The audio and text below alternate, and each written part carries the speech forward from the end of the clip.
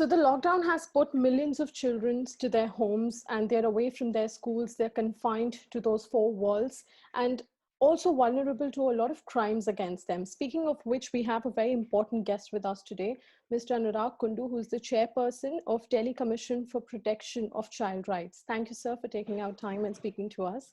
I'd like to Pleasure. begin by asking, what impact has this lockdown had on the children trafficking case or the crimes against children during this period? I think, of course, it has been disastrous. UN chief today issued a statement calling the times that we are in a generational catastrophe. And of course, even the crime against the children has increased in ways more than one. Just to give an example, even during the times when the larger policing functions are compromised because police to a large extent is engaged in COVID management. Yes. In the last 3 months itself, we have received complaints or copies of FIR for 447 FIRs where the children have gone missing, most of whom are girls. So that's one example.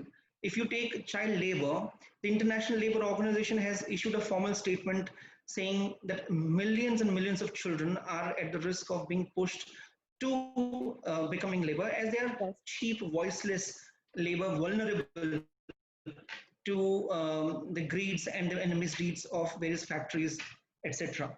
Yes. So child labor has gone up, and that's very evident in all cosmopolitan cities, including Delhi, for example. Absolutely. Absolutely.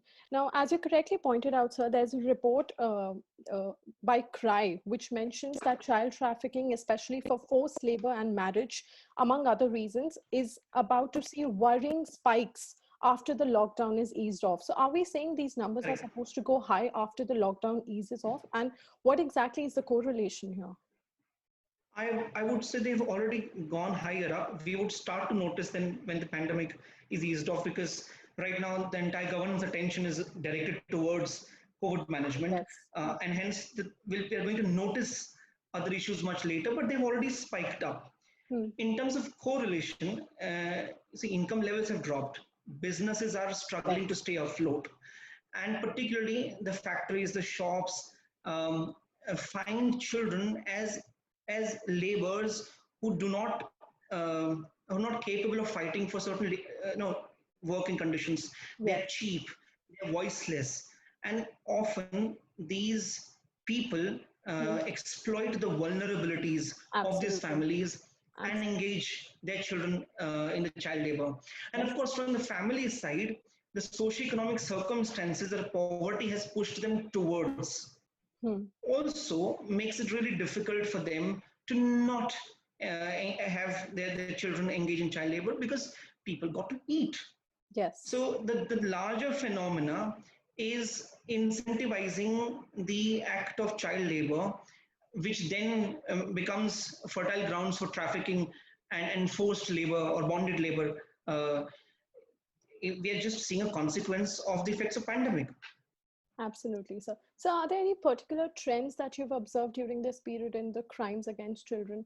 Right, like you mentioned before, a lot of cases were about girls who are being, carried into these crimes. Are there any more trends that you can point out in particular? I think we're in process of compiling the data, and because most of the government machinery is involved in the COVID management, the documentation of a lot of these instances is not adequate, that as would have been the case under normal circumstances. So we are still in process. This week, last week, in fact, we finished the sort of study of the 447 FIRs in cases of missing children within the state of Delhi. So we are in process. Prima facie, the crime against children has significantly gone up. To what extent and specifics of the data would only come in the times to come.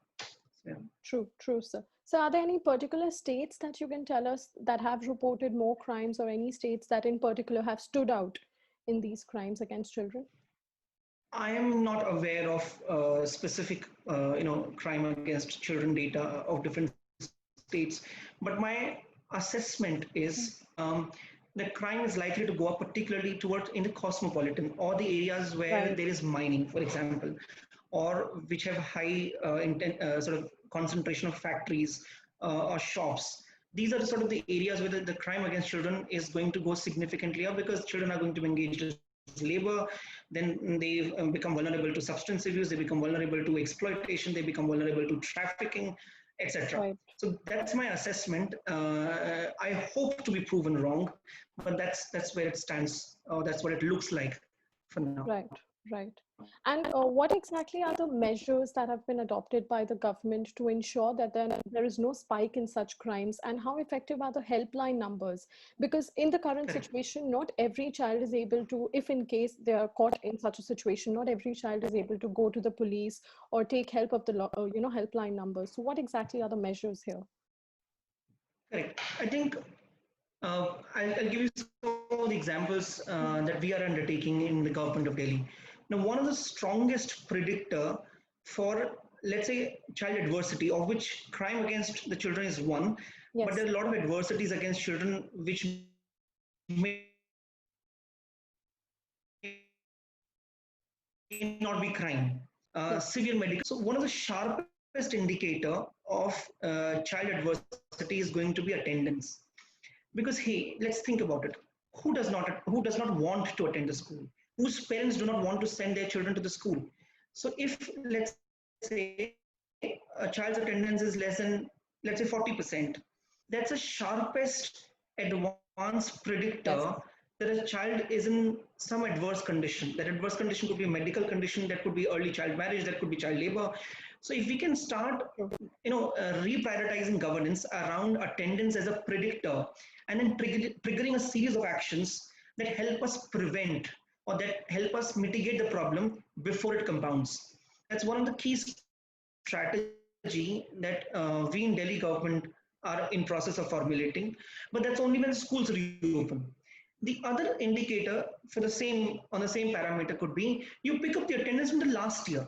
So whichever children do not, let's say, have 33% attendance are the children from some of the most difficult socioeconomic backgrounds and most vulnerable to the crimes as well as other forms of adversity. So they Yes. could be a very micro targeted interventions which can help us prevent some of the severe situations these children may already be facing or are likely to face. So I Absolutely. would I would place my bet on using attendance as a sharp predictor. Yes, rightly pointed out, sir.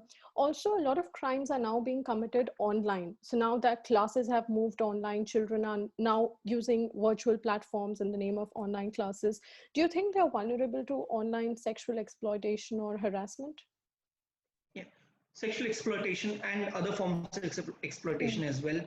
Also, because there's a lot of excitement in children when they see a device and they want to connect it to the internet and do a lot of new stuff on the internet. A lot of the homeworks and the classrooms is now internet dependent. But there hasn't been a larger cultural or educational push or a policy push from the Right. governments in order to develop understanding about how do you keep yourself safe while you do internet, while you do online classes, and while you engage in any other such projects. How do you keep yourself safe? So that is emerging as one of the key concerns. However, very little attention is being given. But that's the emerging True. sort of domain that all of us need to prioritize now. True, sir. So are there any measures or suggestions that you can suggest And for parents? not just that, if I might add to that, Yes. it's not just it's not just sexual exploitation or exploitation of other Mhm. kinds. You take, for example, the instances of trolling and bullying Yes. that's Yes. becoming rampant, and Absolutely. that affects the children as well as the adults. But since we're talking children and they're more they're very impressionable age, they're more likely to be suffering from such things. So Right. cyberbullying, trolling Yes. is Yes. a serious phenomenon that's emerging against all marginalized communities, children including women, transgenders, homosexuals, Dalits, Muslims. These are Absolutely. all the communities are facing severe cyberbullying. Absolutely, sir. I'm glad you pointed out about the point where you said cyberbullying is rampant now in this country. Talking about that, sir, are there any measures or are there any suggestions for parents to ensure that their children are safe, not just against exploitation that they face online, but in real world as well? Correct.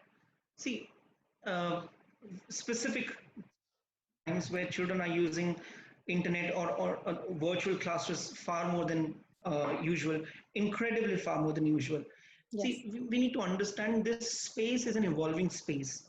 Yes. 5 years ago, or even 2 years ago, nobody could have imagined that we would be dependent on digital interventions to the extent we are True. depending, and we're likely to depend in the immediate times to come. True. So this is an evolving space for the government, for the parents, and there's very little work done so far, which is where the responsibility to hold each other accountable and responsibility to collaborate and evolve specific guidelines, awareness, skills to be able to deal becomes important.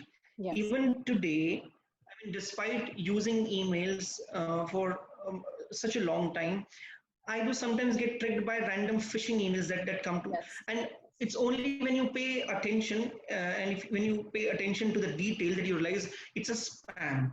And Yes. if you manage to click on a URL, you're going to be tricked into something. But Yes. it takes time. It takes years and years of practice. So if I, despite using email for such a long time, Hmm. am vulnerable, children are far more vulnerable. So everybody is learning, and there is very little work done so far on this front. True. But this is the right opportunity to get our heads together and start building in towards a direction.